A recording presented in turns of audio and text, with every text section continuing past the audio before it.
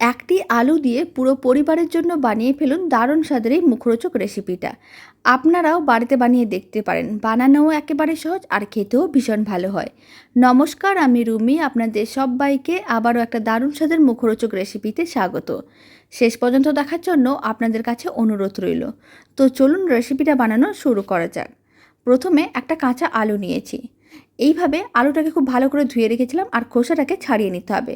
পুরো আলুটার ভালো করে খোসাটা ছাড়িয়ে নিয়েছি। আর আলুটা একটু বড় সাইজের নিয়েছি। আলুর খোসাটা খুব ভালো করে ছাড়িয়ে নিয়েছিলাম।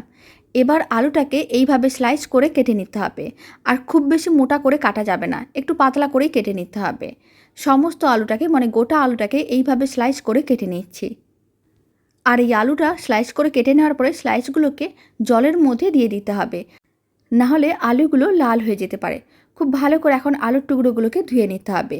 আর আলুর টুকরোগুলোকে ধুয়ে নেওয়ার পরে জলটা ঝরিয়ে নিয়েছিলাম। এখন সামান্য পরিমাণ লবণ দিয়ে দিলাম। আর দিয়ে দিচ্ছি অল্প একটু হলুদ গুঁড়ো। তারপর লবণ ও হলুদ গুঁড়োটা খুব ভালো করে মিশিয়ে নিতে হবে। খুব ভালো করে লবণ হলুদ গুঁড়োটা মেশানো হয়ে গেছে, এক সাইডে রেখে দিচ্ছি। আর এইভাবে লবণ মিশিয়ে দেওয়ার কারণে আলুর টুকরোগুলো বেশ নরম হয়ে যাবে। এবার একটা মিক্সিং বোল নিয়েছি। মিক্সিং বোলের মধ্যে দিয়ে দিচ্ছি মেজারিং কাপের 1.5 কাপের মতন বেসন। এখানে আমি প্রায় 250 গ্রামের মতন বেসন নিয়েছি। এবার দিয়ে দিচ্ছি স্বাদ অনুযায়ী লবণ, 4 চামচের হাফ চামচ লবণ দিয়েছি। আর দিয়ে দিচ্ছি সামান্য পরিমাণ চিনি, এতে খেতে বেশ ভালো লাগে। এটা একেবারেই অপশনাল। এবার আমি এর মধ্যে দিয়ে দিচ্ছি সামান্য পরিমাণ হলুদ গুঁড়ো, 1 চামচের 4 ভাগেরও কম। আর দিয়ে দিচ্ছি লঙ্কার গুঁড়ো, 1 চামচের 4 ভাগের 1 ভাগ। সামান্য পরিমাণ দিয়ে দিলাম কালো জিরে। এতে স্বাদ ও গন্ধ দুটোই খুবই ভালো আসবে। সমস্ত কিছু শুকনো উপকরণগুলোকে মিশিয়ে নিয়েছিলাম। এবার অল্প অল্প জল দিয়ে একটা ঘন মিশ্রণ রেডি করে নিতে হবে। মিশ্রণটাকে একটু ঘন করেই বানাতে হবে, তাহলে এই মুখরোচক রেসিপিটা খুব সুন্দরভাবে রেডি করা যাবে আর বেশ মুচমুচে হবে, খেতে পুরো দোকানের মতনই হবে। মিশ্রণটা রেডি হয়ে গেছিলো। এখন সামান্য পরিমাণ বেকিং সোডা দিয়ে দিলাম। বেকিং সোডাটাও খুব ভালো করে মিশিয়ে নিতে হবে। আর মিশ্রণটা এরকমই ঘন করে বানাতে হবে, নাহলে বানাতে কিন্তু খুবই অসুবিধা হবে। মিশ্রণটা একেবারেই রেডি।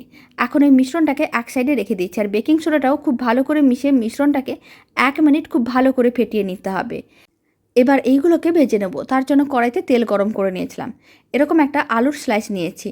তারপরে ব্যাটারের মধ্যে একটু ডুবিয়ে নিতে হবে। এপিট ওপিট করে ভালো করে ব্যাটারটা লাগিয়ে নিতে হবে। তারপরে গরম তেলের মধ্যে দিয়ে দিতে হবে। আর গরম তেলটা এইভাবে একটু ছিটিয়ে রাখতে হবে, তাহলে দুদিক খুব ভালো করে ভাজা হবে। উল্টে পাল্টে লাল লাল করে ভেজে নিলেই দারুণ স্বাদের আলু নিটা একেবারেই রেডি। বাড়িতে আপনারাও বানিয়ে দেখতে পারেন, খুব কম সময়ের মধ্যে রেডি হয়ে যায় আর খেতেও ভীষণ ভালো হয়।